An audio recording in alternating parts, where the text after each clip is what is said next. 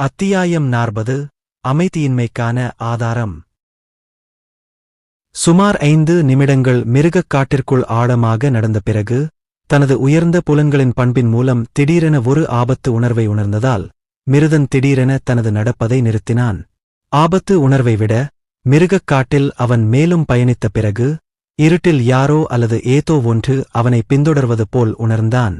இந்த நேரத்தில், இந்த உணர்வின் மூலத்தைக் கண்டுபிடிக்க அவன் தன்னைச் சுற்றி வெறித்தனமாகப் பார்த்தபோது, அவனால் இந்த அமைதியின்மையை அகற்ற முடியவில்லை.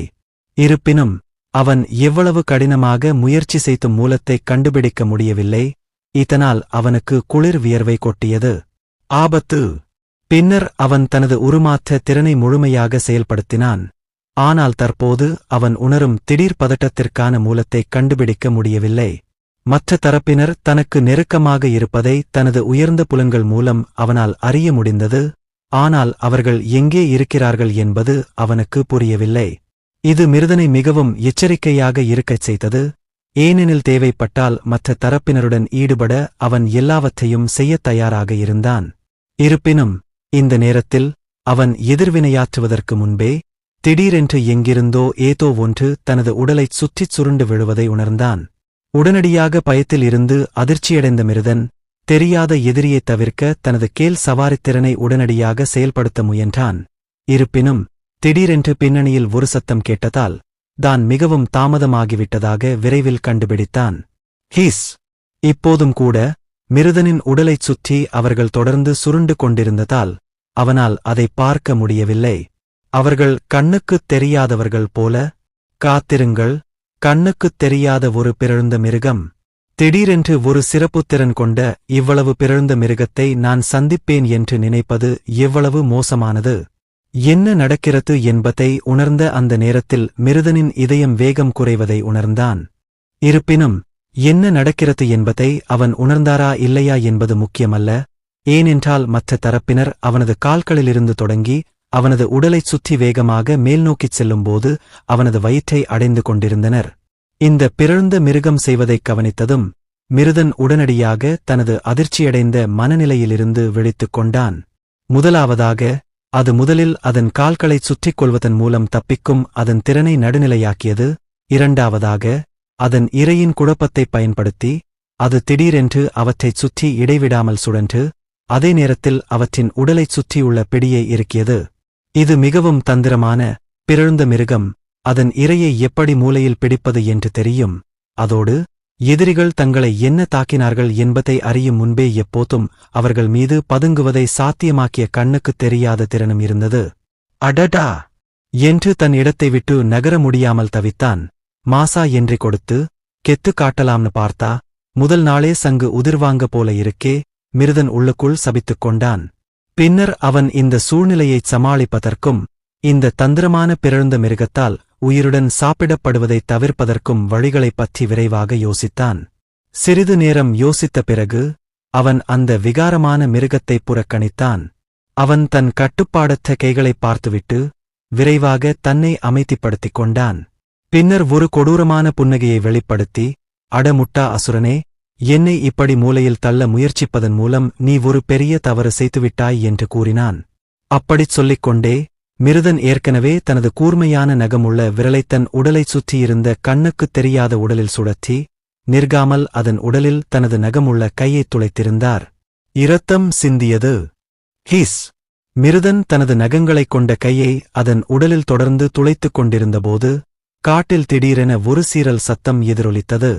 அந்த விகாரமடைந்த மிருகத்தின் உடல் திடீரென அதன் உடலில் ஏற்பட்ட கூர்மையான வலியால் துடித்தது. பின்னர் தொடர்ந்து வலிமிகுந்த சீறல் சத்தத்தை எழுப்பியது. மிக விரைவில், அதன் கண்ணுக்குத் தெரியாத திறன் செயலிழந்தது. படிப்படியாக, பிறழ்ந்த மிருகத்தின் உடல் பின்னர் வெளிப்பட்டது. அது பாம்பு வகை பிறழ்வு பெற்ற மிருகம். ஒரு பிறழ்ந்த மலைப்பாம்பு. இந்த பிறழ்ந்த மலைப்பாம்பு சுமார் 6 மீட்டர் நீளமும் 1/4 மீட்டர் அகலமும் கொண்டது. அதன் தோல் பச்சை மற்றும் மஞ்சள் நிற செதில்களால் மூடப்பட்டிருந்தது. இருப்பினும், இந்த செதில்கள் ஒரு விசித்திரமான வகை ஆற்றல் ஏற்ற இறக்கங்களை வெளிப்படுத்துவது போல் தோன்றியது. இந்த செதில்கள்தான் அதன் சிறப்புத் திறனைச் செயல்படுத்தப் பயன்படுத்துவதாக கூறப்படுகிறது. ஆனாலும், இது ஏற்கனவே ஒரு பயங்கரமான உயிரினமாக இருந்தது.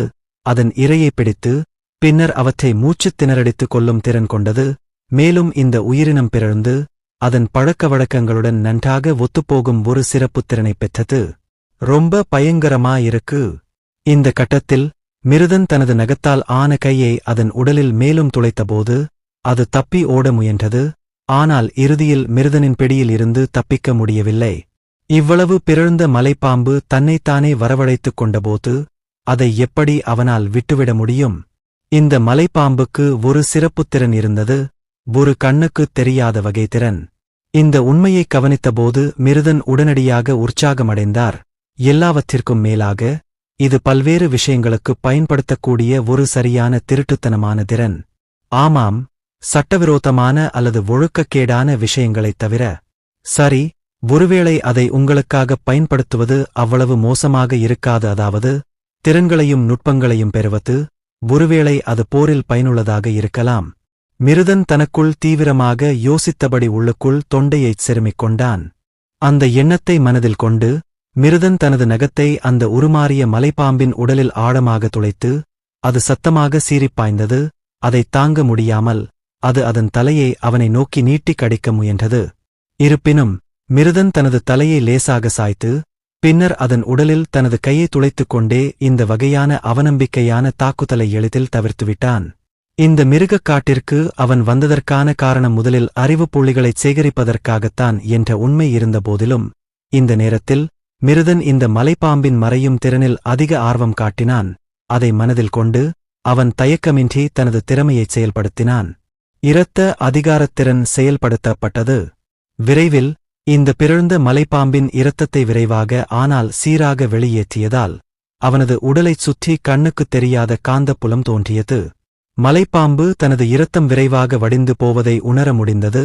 ஏனெனில் அது ஓட போராடியது. எந்த பயனும் இல்லை. மிருதன் தனது கை மலைப்பாம்பின் உடலில் முழுவதுமாகப் பதிந்திருப்பதை உறுதி செய்தான். அதே நேரத்தில் அவன் எந்த நேரத்திலும் நிறுத்தாமல் அதன் இரத்தத்தை இடைவிடாமல் நிலையற்றினான். அதாவது அது இறக்கும் வரை. சில கணங்கள் கழித்து அந்த உருமாறிய மலைப்பாம்பு பாம்பின் உடல் திடீரென தளர்ந்து தட் என்ற சத்தத்துடன் தரையில் விழுந்தது. இப்போதுதான் மிருதன் தனது உடல் கையை அதன் உடலில் இருந்து வெளியே எடுத்து அந்த உருமாறிய மலைப்பாம்பை விட்டுவிட முடிவு செய்தான். இந்த நேரத்தில் கோள வடிவ மின்னும் சிவப்பு திரவத்தின் ஒரு துளி அவன் கண்களுக்கு முன்பாக மிதந்து கொண்டிருந்தது. தனது இரத்த அதிகாரத்திறனை பயன்படுத்தி நெருக்கமாக பரிசோதித்ததில் ஒரு கால்பந்து பந்தின் அளவிற்கு சுருக்கப்பட்ட இந்த இரத்தக் குமிழியில் பல தீங்கு விளைவிக்கும் பொருட்கள் இருப்பதை மிருதன் விரைவாகக் கண்டுபிடித்தான்.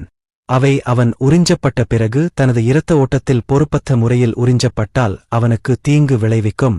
எனவே அந்த உணர்த்தலுடன் மிருதன் தனது இரத்த அதிகாரத்திறனை பயன்படுத்தி இரத்தத்திலிருந்து தீங்கு விளைவிக்கும் பொருட்களை மேலும் அகற்றத் தொடங்கினான். இறுதியில் இரத்தத்தின் அளவைக் குறைத்து பளிங்கு போன்ற கோளத்தின் அளவிற்குச் சுருக்கினான். இது அவனது உள்ளங்கையில் பொருந்தும் அளவுக்கு சுருக்கப்பட்டது. அவன் அதை முடித்தவுடன் அவன் உடனடியாக நின்று தனக்கு முன்னால் இருந்த வெற்றிடத்தைப் பார்த்தான். இந்த நேரத்தில் ஹாலோகிராபிக் திரையில் புதிய வரிகள் தோன்றத் தொடங்கின. மிருதன் இந்த வரிகளின் உள்ளடக்கங்களை கவனமாகப் படித்தான். நீங்கள் ஒரு தந்திரமான பிறழ்ந்த மிருகத்தை திருட்டுத்தனமான மலைப்பாம்பு என்று கொன்றுவிட்டீர்கள். கவனம், இது ஒரு தர பிறழ்ந்த மிருகம். இது முக்கியமாக அதன் திருட்டுத்தனமான திறனைப் பயன்படுத்தி அதன் இரையை மூலை முடுக்கி பின்னர் அதன் வலுவான பிடியால் கழுத்தை நெரித்து கொன்றுவிடுகிறது. அதைத் தவிர தர பிறழ்ந்த மிருகத்தைப் போல இதற்கு அதிக போர்த்திறன் இல்லை.